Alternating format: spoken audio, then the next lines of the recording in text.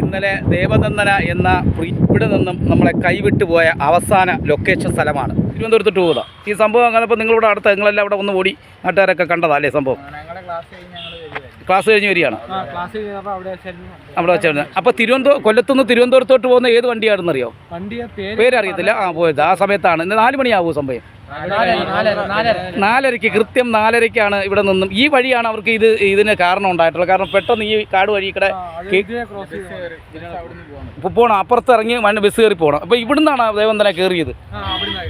Devanandana shoe മാത്രം ഇവിടെ അടയാളത്തിന് ഇവിടെ ഇങ്ങനെ കിടപ്പുണ്ട്. ആ സംഭവം നടന്ന സ്പോട്ടിലാണ് ഈ ഷൂ കിടക്കുന്നതെന്ന് പ്രിയപ്പെട്ട വിദ്യാർത്ഥികളൊക്കെ നമ്മുടെ അടുത്ത് പങ്കുവച്ചിരിക്കുകയാണ്. ഇന്നലെ ഒരു വലിയൊരു സംഭവം ഇവിടെ നടന്നു. ഇവിടുത്തെ സ്വദേശിയാണ് ഈ സ്ഥലം. അടുത്താണ് ഇവിടുന്ന്. ഇവിടെ വളരെ ഹൈറ്റുള്ള സ്ഥലമാണ്. ഇവിടെ ഭയങ്കര ഹൈറ്റുള്ള സ്ഥലം. എങ്ങനെ ഈ കുട്ടിക്ക് ഇവിടെ കയറാൻ കഴിയും? അങ്ങനെ ഒരിക്കലും ചിന്തിക്കാൻ പറ്റത്തില്ല. ഇത്ര ഹൈറ്റിൽ കയറാമെന്ന് പറഞ്ഞാലേ പെങ്കൊച്ചുങ്ങൾക്ക് പറ്റത്തില്ല. അല്ല ഓട്ടവും ചാട്ടവും അറിയാവുന്നവർക്ക് ഇവിടുന്ന് കയറാൻ പറ്റും ഇല്ലേ? ഇവിടെ കൊണ്ടുപോയി ബോഡി കൊണ്ടുപോയാ അടക്കം കഴിഞ്ഞ് അവിടെ തന്നെയാണ് അടക്കിയത്.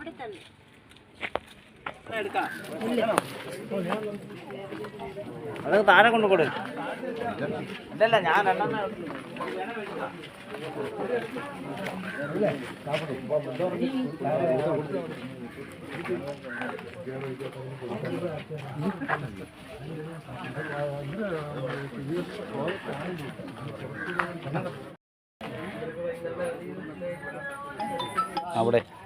അവിടെയാണ് നമുക്ക് കഴിയുന്ന കർമ്മം കഴിയുന്ന ചടങ്ങ് അവിടെ നടക്കുന്ന ആ ദൃശ്യം.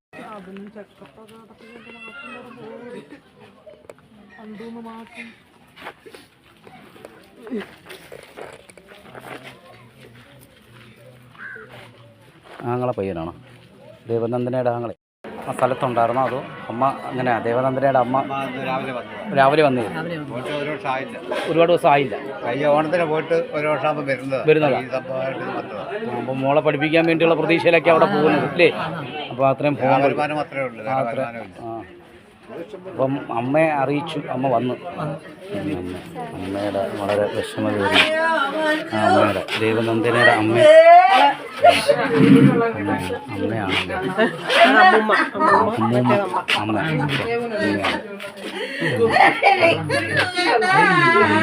അമ്മ എന്ത് ഒന്നും പറയുന്നു? അമ്മയാണ് കിടക്കുന്നത്. അമ്മയാണ്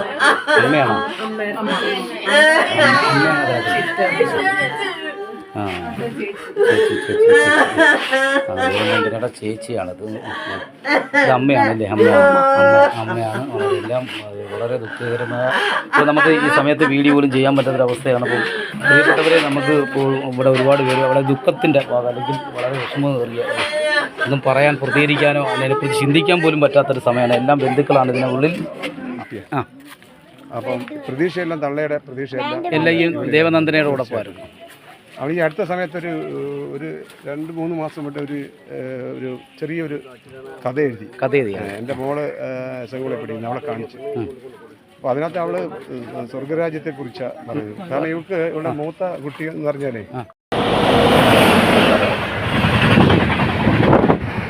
ഇവിടെയാണ് നമ്മളുടെ പ്രിയപ്പെട്ട ദേവനന്ദന അവസാനമായി നമ്മളെ വിട്ട് പിരിഞ്ഞ. അതിന് ശേഷം ദേവനന്ദന നമ്മളെ കയ്യിൽ നിന്നും പോയി. ആ ദേവനന്ദനെ ഓർക്കാൻ നമുക്ക് ഒരിക്കൽ കൂടെ ഇനി ഇങ്ങനെ ആർക്കും വരാതിരിക്കാൻ വീട്ടമ്മമാർ ശ്രദ്ധിക്കുക. ഈ വാർത്ത വീട്ടമ്മമാർക്ക് വേണ്ടി മാത്രമാണ്. ദേവനന്ദന ഒരു കലാകാരിയും കൂടെയാണ്. ആ കലാകാരിക്ക് അവസാനമായി നമ്മൾ യാത്രയാക്കുവാണ്. ഞാനും ഒരു കലാകാരനാണ്. കണ്ണെത്തും ദൂരത്ത് കൈകളെത്തുന്നില്ല എന്തൊരു ഭംഗി നിന്നെ കാണാൻ.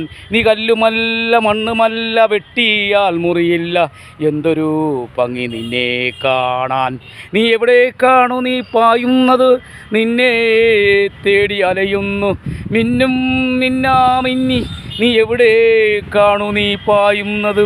ആകെയോ മലരും മഞ്ഞിലും കുളിരിലും മയങ്ങിപ്പോയി നിന്റെ മിന്നലേറ്റൻ്റെ കണ്ണുകൾ തുറന്നു.